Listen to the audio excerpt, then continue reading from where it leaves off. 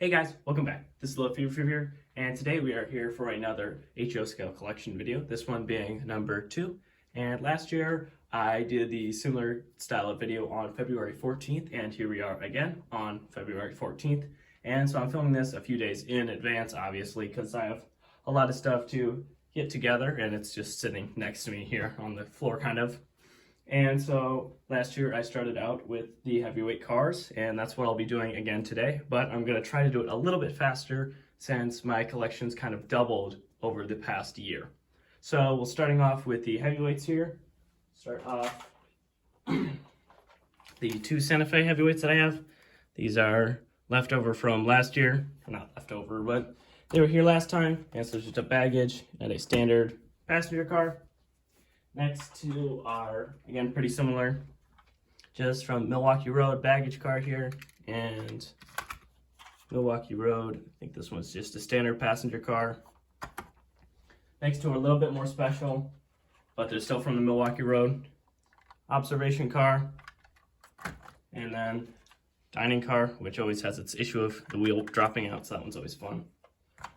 All right, the next two are both Amtrak cars. And they're both Superliners. And we have a Superliner sleeping car and a Superliner observation lounge. All right, I'll get these changed off and then we'll move on to the next set of cars. All right, now moving on to boxcars, we're going to start off with our 40-foot boxcars. First one is Swift Refrigeration. Hires Root Beer. Gerber, Purina, Narragansett Ale, I think that's how you say it at least. Asco Evaporated Milk. These next ones are going to be standard metal cars, or at least modeled to be metal. So we have SpaghettiOs, Campbell's, Burlington, Lehigh Valley, New York Central, and this one's just a cattle car, so it's a little bit different. Trains Magazine, 35 years. Slide the door over if it can. Oh, there you go. You can see it better now. And the last one is a track cleaning car, and this one's just a Union Pacific standard box car. All right, now we're going to move on to 50-foot cars, starting off with the identical, or nearly identical, Milwaukee Road box cars here. Set these off to the side a little bit since the screen's getting a little crowded. Another Milwaukee Road. This one's different and it's more modern. Southern Pacific. Two Burlington boxcars, two food-related ones. So we have Swanson's frozen products and another Campbell soup. Now we are moving on to 60-foot cars. We only have one of these. And this one's a thrall door car, so all four of these doors could realistically move around. And this was just Sacramento Valley Molding Company. One 70-foot car, which is the Union Pacific Fruit Express. And then two 80-foot boxcars. Starting off, we have another Campbell soup, and it's a little bit damaged here, but the other side is perfectly fine. And then the last one we have is Santa Fe. It's just an 80-foot car. Now we'll get these all cleaned off, and then we'll move on to the next section. All right. Next category we're going to start off with is hoppers. And so starting off with our open hoppers here, we have 3. I believe they're 40-foot, small little 2-way hoppers. And these all come from the Chicago, Eastern Illinois, or Chicago and Eastern Illinois. There you go. Next are our 50-foot hoppers. And so we have an Illinois Central and Gulf. Rock Island, Virginian, Missouri and St. Louis, And finally, this one's just a little bit taller and a special purpose GT or Grand Trunk. And now starting off with our covered hoppers here, we have a small 2-bay. I believe it's even shorter than 40 feet, so it's about 30-ish, kind of 35. And this one's just Campbell soup, but beans. Set that up front. And then our other ones are both 50 foot or I believe maybe 60 foot hoppers. And so Monsanto's. And last one here, the cylindrical hopper, and it's Santa Fe. All right, that sums up all of our hoppers. Now let's move on to the next category.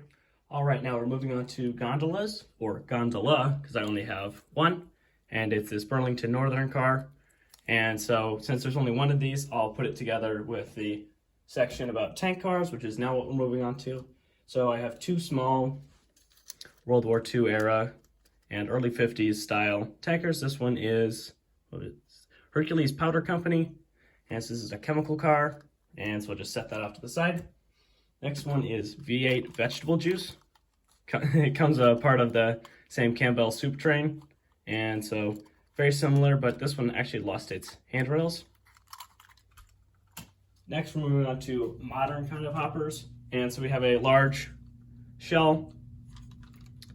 It's actually missing its inner wheels here. They broke off, both of them, which is kind of irritating. And then our last hopper is a very modern GATX. Very black, very sleek. This one's probably the most expensive hopper out of all of these, and it's very nice and very intricately detailed. All right, now moving on to flat cars. Starting off here, we have two small flat cars that each came with loads. This one came with a load of tractors and is a Western Maryland car. The other one, the loads just fell off out of shop, but I put them back on.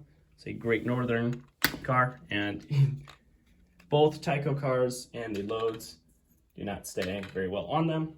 All right, sticking with the Tyco theme here, we have two lumber cars, and they're both from the Southern Railroad. I only have the load for one of these. So one has horn hooks and the other one actually has knuckle couplers. All right, now starting with our more modern cars now, at least. There's the log car from Walthers. It does have the crane, which you'll see later in the video. But then now we have another piggyback car. And this one has modern knuckle couplers on it, so we'll set it in the back. Now we have an Autoloader. Again, most of my flatbeds are actually Tyco, which I'm just now noticing.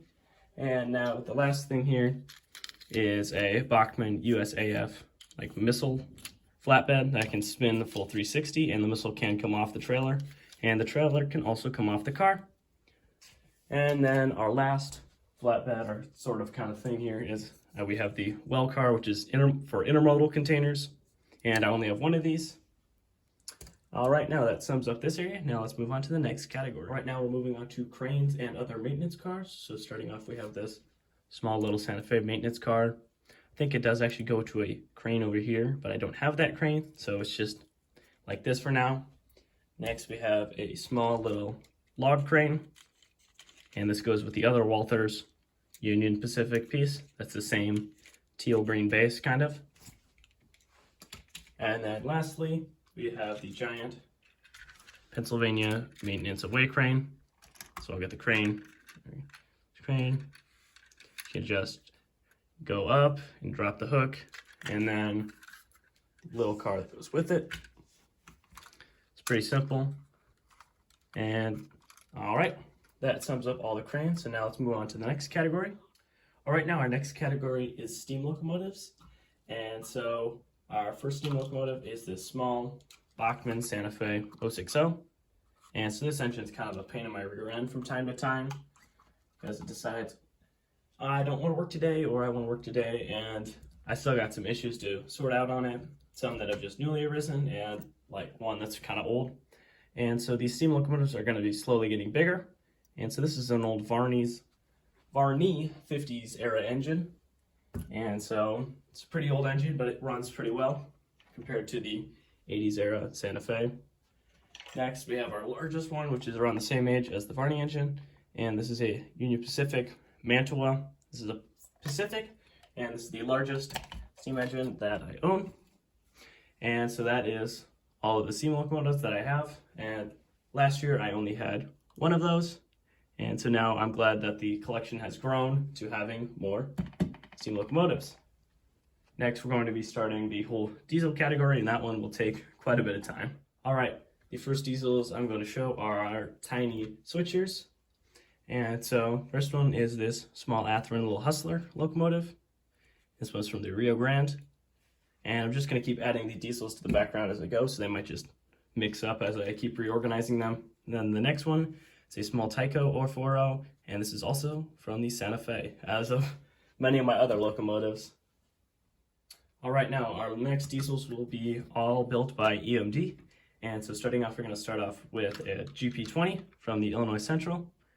And so this one is kind of, or at least I've heard that it's elusively rare considering the GP20s that Tyco made. The next one is an EMD, and literally has the road name of EMD GP30 as it says on the body. Next are going to be two F7 units, and these are both going to be from the Milwaukee Road. These are Athearn Blue Box locomotives. And so they're pretty similar, aside from this one being a dummy unit and this one being powered unit. Set these off to the side.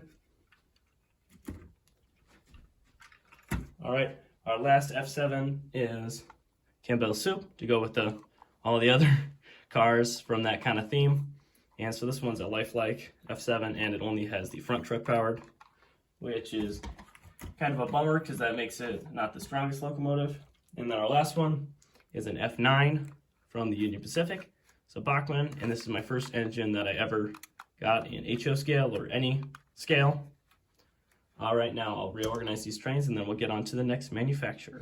All right, our next engine is going to be an Alco I think it's 430. And so this is the only Alco unit that I have. And so it's kind of been by itself, but last year around this time, this engine was still unpowered, and I got this one fixed up and running better. And then our next diesel is also just the only one from the manufacturer that I have, and this is a General Electric U30. This is from the Santa Fe. And so this is the only General Electric diesel I have. I only have one other General Electric locomotive, and that is an electric. And so now let's move on to our last diesel manufacturer. All right, now our last diesel manufacturer is Fairbanks Morris. And so our first one is an H16-44.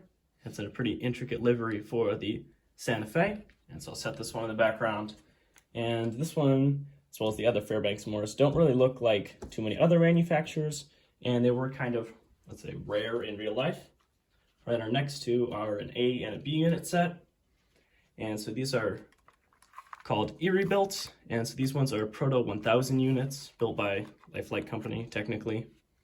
But there we go. They're pretty big and very heavy, and so that's why I'm only dealing with one at a time. And these have a very interesting bullet, but also shark nose-esque nose on them. And then the other is just a simple B unit here, same length, around the same weight, geared a little bit differently so it can work well with the A unit, but they have the same roof, same body, just a little bit different placement of the vents and the doors. All right, that's all of our diesels. Now let's move on to our one electric. All right, now our last locomotive for today is the Amtrak GG1. This is a Bachmann unit, and this is my only new out of the box, in the past few years that I've gotten, because I did have the Erie builds are new in box, but they're about 20 years old already, so they hadn't run actually. So this is the only new to me with my own money, because the Erie belts were also a gift from my great uncle. And so this one used to be the heaviest and the strongest until the Erie belts. So those, or at least this one, has been the channel mascot for a while too, if you're familiar with the channel. And it does actually have a little scuff down here. You can actually see very slightly on camera. And now let's sum this all up with the Cabooses. All right, now starting off with the Cabooses here, we have two normal Bachmann style Cabooses. We have a Santa Fe and a Union Pacific. This is my first ever Caboose over here, the one that I'm wiggling. And then this one's just another pretty identical Caboose.